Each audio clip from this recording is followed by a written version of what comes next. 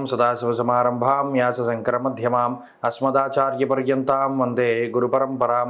జ్యోతిషశాస్త్రాన్ని భావితరాల వారికి ప్రసాదించిన ఋషుల యొక్క పాదపద్మాలకి నమస్కారం చేసుకుంటూ, అలాగే నాకు ఈ జ్యోతిష విద్యను నేర్పిన గురువర్యులు జ్యోతిష బ్రహ్మ కీర్తిశేషులు శ్రీ ఈరంకి సూర్యనారాయణమూర్తి గారు, సూర్య శ్రీ దైవజ్ఞ గారి యొక్క పాదపద్మాలకి నమస్కారం చేసుకుంటూ, ఓం శ్రీ మహాగణాధిపతి నమః, శ్రీ గురుభ్యో నమః, హరి ఓం. వీక్షకులందరికీ నమస్కారం. మే నెల 12వ తారీఖు లగాయితూ మే 18వ తారీఖు శనివారం వరకు ఉండేటువంటి గ్రహగతుల ఆధారంగా ద్వాదశ రాశుల వారికి ఈ వారం ఏ విధమైనటువంటి శుభాశుభ ఫలితాలు కలగబోతున్నాయో ఈ కార్యక్రమం ద్వారా తెలుసుకుందాం.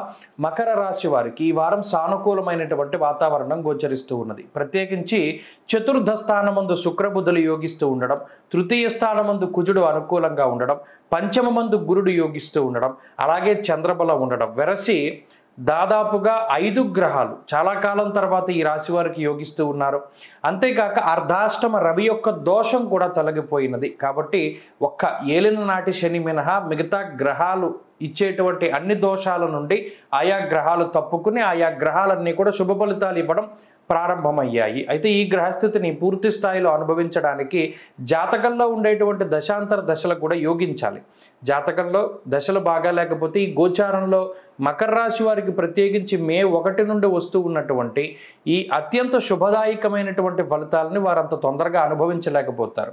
ఈ విషయాన్ని ఎక్కువగా దృష్టిలో పెట్టుకోవాలి. ప్రత్యేకించి ఈ వారంలో అటు అర్ధాష్టమ రవి దోషం తొలగిపోవడం వల్ల గత కొద్ది రోజులుగా వాయిదా పడుతూ ఉన్నటువంటి ప్రయాణాలు కానీ, లేదా కుటుంబ సభ్యులతో మీరు వెళ్ళవలసినటువంటి విహారయాత్రలు, తీర్థయాత్రలు, వినోదయాత్రలు ఏవైతే ఉన్నాయో వాటిని తిరిగి మరలా ప్రణాళికాబద్ధంగా ప్రారంభించి చక్కగా ఆయా యాత్రలు చేయగలుగుతారు.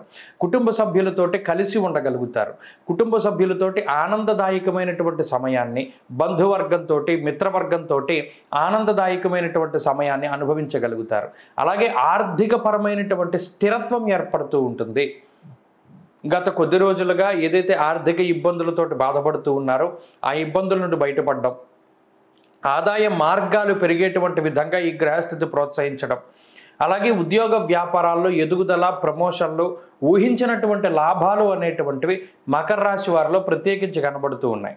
కొద్దిపాటి మాట పట్టింపులు, విభేదాలు, ఇతర వ్యక్తులతోటి చిన్నపాటి గొడవలు ఉన్నప్పటికీ కూడా ఏవైతే ఆర్థిక స్థితిగతులు, ఆరోగ్య పరిస్థితులు, కుటుంబ పరిస్థితులు ఏవైతే ఉన్నాయో అవన్నీ కూడా చాలా మెరుగ్గా ఫలితాలను ఇస్తూ ఉంటాయి. అలాగే ప్రస్తుతం ఉండేటువంటి పరిస్థితుల్లో పదవి యోగాన్ని ఇచ్చేటువంటి గ్రహస్థితి కూడా ఈ గ్రహస్థితిగా చెప్పవచ్చును. కాబట్టి మకర రాశి వారికి ఇది అత్యున్నతమైనటువంటి గ్రహస్థితి, చాలా సానుకూలంగా ఉన్నది గ్రహాలన్నీ కూడా. అలాగే ఉద్యోగపరంగా, వ్యాపార పరంగా చాలా అనుకూలంగా ఉన్నది గ్రహస్థితి. విద్యార్థులకి గ్రహగతులు చాలా అనుకూలంగా ఉన్నాయి. స్త్రీలకి కూడా ప్రత్యేకించి ఈ గ్రహస్థితి వల్ల ఉద్యోగ ప్రాప్తి, సంతాన ప్రాప్తి, పదవీ ప్రాప్తి అనేటువంటివి కనబడుతూ ఉన్నాయి. కాబట్టి మకర రాశి వారి ఈ వారం మరింత అనుకూలమైనటువంటి ఫలితాలని సాధించడానికై విఘ్నేశ్వరుని యొక్క ఆరాధన చేస్తూ ఉండడం చెప్పదగినటువంటి సూచన. ఈ వారంలో కలిసొచ్చేటువంటి రోజు బుధవారంగా చెప్పవచ్చును. అదృష్ట సంఖ్య 4, అదృష్ట వర్ణము ఆకుపచ్చ.